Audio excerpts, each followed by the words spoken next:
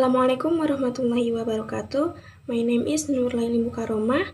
My official number is A1M224107. So I will explain about challenges in teaching English for young learners. The first is short attention span. Children get distracted very easily when their teacher start to explain the materials to long time, about 10 minutes or 15 minutes. The student might start to talk with their friend or play something or imagine about what will they do. And I will give my own example. When I was in elementary school, when my teacher start to explain about the materials, I would to imagine what I would to play in after class, or what would I eat, or where I would to play with my friends. So that's why teacher need to make learning more fun and interesting for their student with using games, songs, or short attentions or short activities. And the second is different learning style. Every children is learning in different way. Some learn by picture, some by listening, or some by moving. The teacher should combine all these style to make learning effective for everyone. And for me personally, I prefer to the singing method. And the third is emotional factors. Children can feel shy or afraid to speak. If a teacher forces a child to answer in front of the class, sometimes they become too silent and afraid or to try again. So teachers should help to build students' confidence and safe. Like me, when I know the answer or want to ask a question, I'm too afraid and shy. Even though I understand, but I still choose to remain silent. And the last is limited resource. Many schools don't have enough books or media, and children rarely hear English outside the classroom. That makes it hard for them to practice. So, teaching English to children is challenging, but with creativity and patience, teachers can make learning enjoyable and effective for their student. And that's enough. This enough for me. Thank you very much. Wassalamualaikum warahmatullahi wabarakatuh. My name is Nur Rafikarani with student number A1M224109, and here I'm going to tell you about the right methods to teach English to young learners. So, teaching English to children is a unique opportunity that demands more than just creativity. It requires the right method. The key is to leverage what we know about children during their golden age, a time when their minds are incredibly open and absorb new information quickly or effortlessly. So the best approach is to introduce English not as a formal subject, but as a natural part of everyday fun. This means using songs, stories, games, and movement to make the language come alive. So, one of the most effective methods is total physical response, or TPR. Here I want to show you guys a video.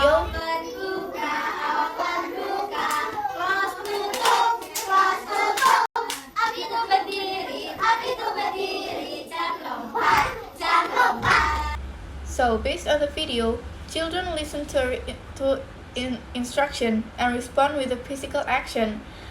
When a teacher says jump, the children jump. This is so powerful because it matches their natural energy and turns learning into play. This approach does two important things. First, it creates a positive and happy mood in the classroom, which boosts their motivation to learn. And second, it helps children understand the meaning physically.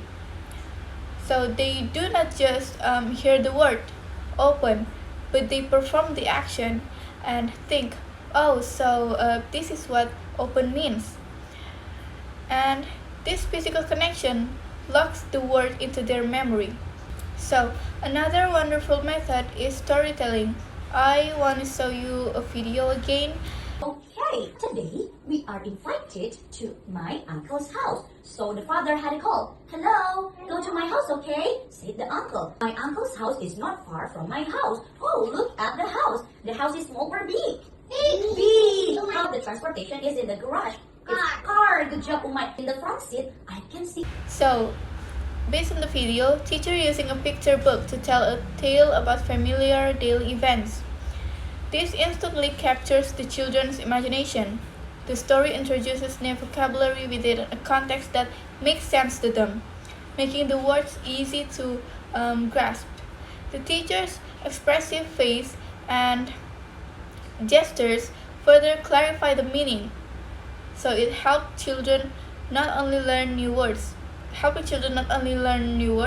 but also feel confident about using them. Then we have song method.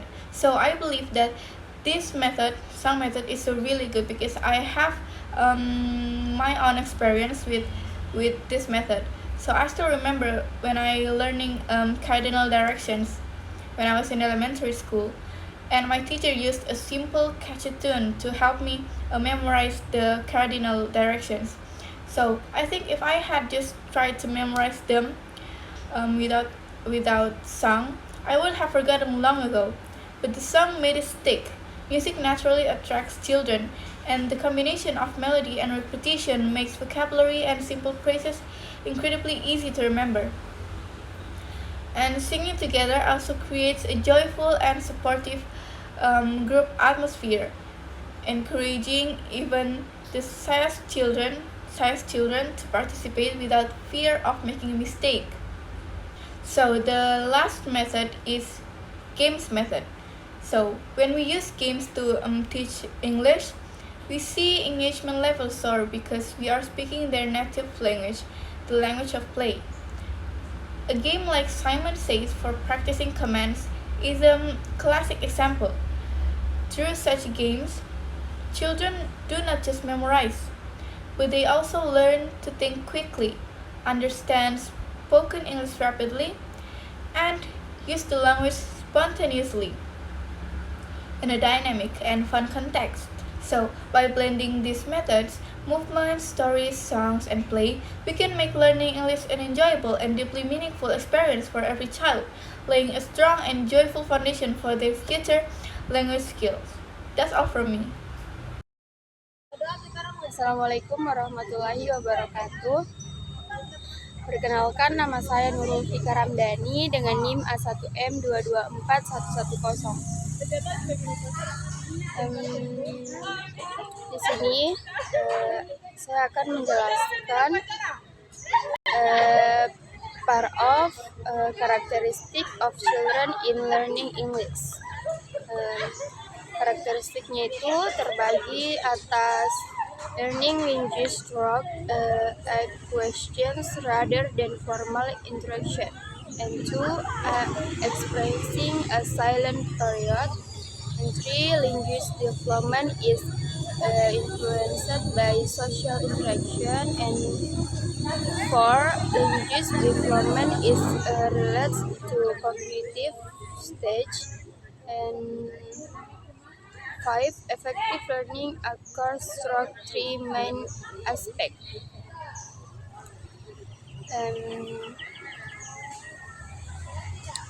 In this makalah, Children have unique characteristic in learning English as a second language according to Krasen 1982. Nah, di sini dia itu menjelaskan bahwa anak-anak memiliki cara yang khas dalam belajar bahasa Inggris sebagai bahasa keduanya. Berdasarkan teori Krasen, anak-anak tidak belajar bahasa melalui pembelajaran formal, tapi mereka belajar melalui proses akuisisi alami, yaitu kayak menyerap bahasa lewat pengalaman dan interaksinya, bukan lewat hafalan atau lewat aturan. Krasen juga menekankan bahwa pentingnya komunikasi bermakna, meaningful interaction. Anak-anak belajar bahasa ketika mereka memahami pesan yang disampaikan, bukan sekedar menghafal struktur. Contohnya, ketika anak sudah tahu kalimat "this is a cat", guru bisa menaikkan level dengan kalimat "this is a small cat", sambil kayak menunjukkan gambarnya. Dan anak juga melalui masa diam, silent period, mereka hanya mendengarkan dulu sebelum berani bicara. Kesalahan seperti ego school dianggap itu wajar, karena itu bagian dari proses belajar dan tidak harus langsung dikoreksi. Jadi intinya itu dia anak belajar bahasa secara alami lewat mendengar, melihat, dan berinteraksi, bukan lewat teori atau bahasa. Nah, yang kedua ada In Addition, Vygotsky 1978, In the Mind in Society stressed that children's language development. Jadi maknanya itu dia kayak menjelaskan pandangan Vygotsky yang menekankan bahwa perkembangan bahasa anak dipengaruhi oleh interaksi sosial. Ia memperkenalkan konsep zona perkembangan proximal SPD, zone of proximal development, yaitu kayak seperti jarak antara kemampuan anak yang bisa dilakukan sendiri dan yang bisa dicapai dengan bantuan orang lain, seperti kayak gurunya atau temannya. Contohnya itu, jika anak-anak belum bisa membuat kalimat seperti kalimat I am playing, guru dapat membimbing scaffolding dengan mengucapkan kalimat kayak perlahan, terus meminta anak menirukan sambil menunjukkan gambar. Selain itu, guru, teman sebaya, tutor juga bisa membantu anak yang lebih mahir bisa menuntun temannya dalam mengucapkan kata baru. Dan jadi intinya itu anak belajar lebih cepat. Anak belajar lebih cepat jika dibantu lewat interaksi sosial dan bimbingan dari orang lain atau teman sebayanya. Dan ada di paragraf 3 dia tertulis Manuel Piaget 1926 in the language and talk of the child language development. Nah, jadi di sini tuh maknanya dia menjelaskan teori Piaget yang menghubungkan perkembangan bahasa dengan tahapan kognitif anak. Menurutnya, anak tidak hanya kayak menghafal kata, tapi juga dia memahami makna kata lewat pengalaman langsung. Misalnya itu anak lebih mudah kayak mengerti kata apple atau ball karena ia bisa melihat dan memegangnya. Namun konsep yang abstrak seperti freedom atau justice baru bisa dipahami ketika anak sudah mencapai tahap berpikir formal. That's all from me. Assalamualaikum warahmatullahi wabarakatuh. Assalamualaikum warahmatullahi wabarakatuh. My name is Nurul Ansari with student number A1M224108. Now, I will explain about the role of media and technology in teaching English to children. In general, media and technology are very important because they help children learn English in a fun and effective way. When we say media and technology, we mean things like pictures, flashcards, videos, songs, cartoons, and learning apps that teachers use in class. These tools make English learning more interesting for children. So, there are 4 main points that I will explain. First, media and technology makes the learning more fun and interactive. It means media and technology make learning more interesting and colorful. Children do not only learn from books, but also from songs, videos, pictures, and games. And this make learning more alive and not boring. For example, atau contohnya kita bisa lihat pada video ini. Remember the words and pictures. Say burger, yes? Beans, good.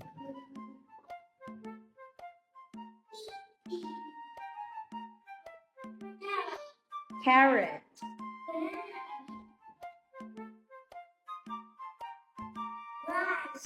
And lastly, egg, very good.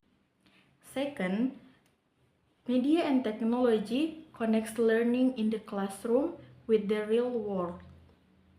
It means classroom lessons are connected to real life. For example, when children learn about colors, animals, or things around them, the teacher shows real pictures or short videos. Children can see red apples, blue skies, or animals like cats and birds on the screen. This helps them understand that what they learn in class also exists in the real world. Third, media and technology makes children more motivated to learn. It means media and technology make children more excited to learn because the learning use songs, cartoons, or games, children feel happy and want to learn more. Fourth, media and technology help them acquire English naturally and happily.